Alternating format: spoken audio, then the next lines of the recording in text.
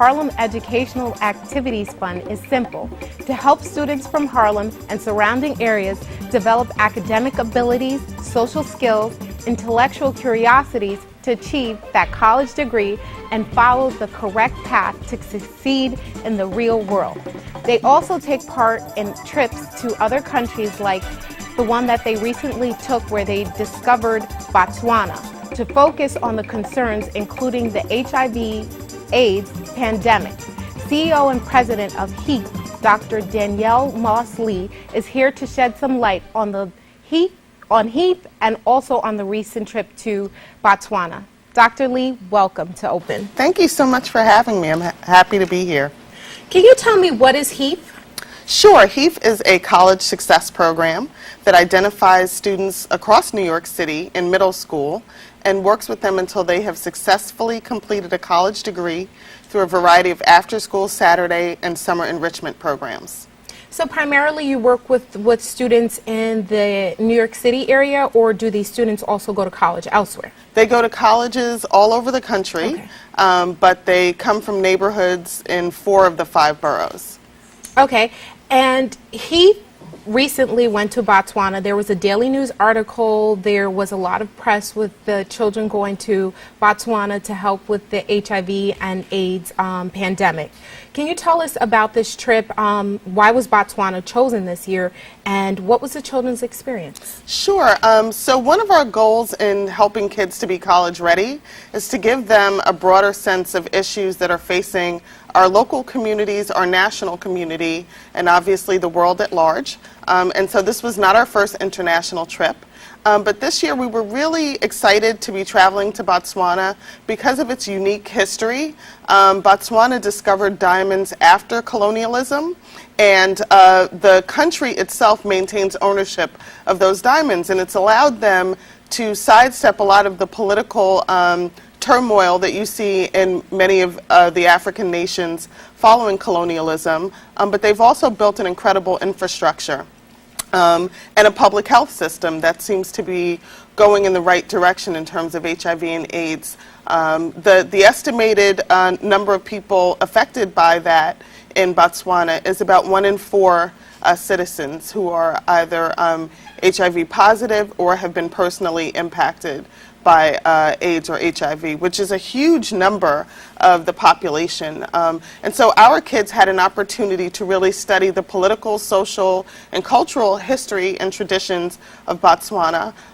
But a big part of why we go to different places is to provide service of some kind that will be sustainable beyond our visit. And so our kids were really focused on doing a public service announcement campaign led by Botswanan youth, focused on HIV and AIDS in the country and how it's affected young people. So how many individuals went from New York? So we had about 40 kids who took the class to learn about the history, but there were required research projects, interviews, and other kinds of things. So in the end, only 16 young people were able to go. Wow, great weeding process. I see that young people are getting more actively involved in their communities and especially in social issues like AIDS and HIV. How has this impacted the 16 individuals that got an opportunity to go to Botswana? I mean, I think that the kids learned all kinds of lessons. Just from a basic standpoint, we had a lot of kids on the trip who were the first person in their family to have a passport and to have the opportunity to travel internationally. So that was exciting in and of itself. But also understanding that you don't have to be rich or wealthy to have social value in a community. So we weren't, the Gates Foundation going in and providing vaccinations, but we could leverage the things that our kids do well, like youth organizing, workshop, management, and that kind of thing, to add value to the community that we were visiting. And how long did you guys spend in Botswana? We were there for 10 incredible days. Wow.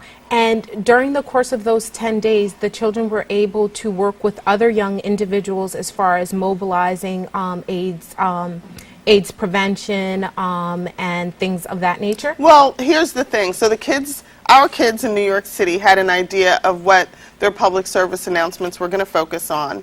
And we worked with a group called Stepping Stones International in Machuti Village. What we found when we got there was that the kids in Botswana had no interest in discussing AIDS at all. We're taking a look at some of your kids right now, helping out some of the students from Botswana. And so the kids in Botswana had no interest? Well, you know, what one young person said was, we're kind of like, we have AIDS fatigue, because every discussion, every health class, every commercial you see is focused in some way on prevention and addressing the effects of this issue. And what they reminded us is that we're still teenagers and we still have other things that we're dealing with. Most notably was the recent teacher strike where their teachers were out of the classroom for 3 months. And so it was really about learning how, even when you're giving someone a gift, you have to listen to the things that are pressing in their lives in that moment and be able to change your game plan. And our kids did a great job at changing their game plan.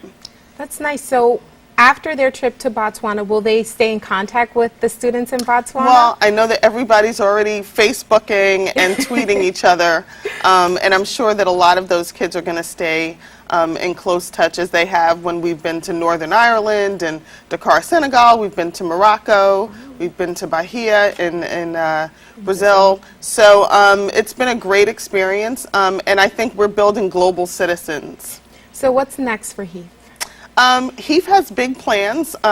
We would definitely like to open additional branches in other boroughs of New York City so that we can touch more kids in all the communities that we know and love. I'm a former Bronx teacher, so I have a special affinity for Bronx, even though we're located on 125th Street in Harlem. And we just want to continue to increase the number of young people, particularly of color, who are successfully graduating from college. About 93% of our kids graduate with a 4-year degree in 6 years or less, and that is higher than any other statistic, particularly for Black and Latino students. Wow, so do you have any plans for next year? Do you know which country you will be visiting? We are in discussions about where our next destination is going to be, and I'm sure it's going to be just as delightful as our trip to Botswana was. Thank you, Doctor. Thank you so much for having me. I appreciate it. And we look forward to hearing more about the program, more about the student success, and we wish you all the best. Okay, HEAF.org. HEAF.org.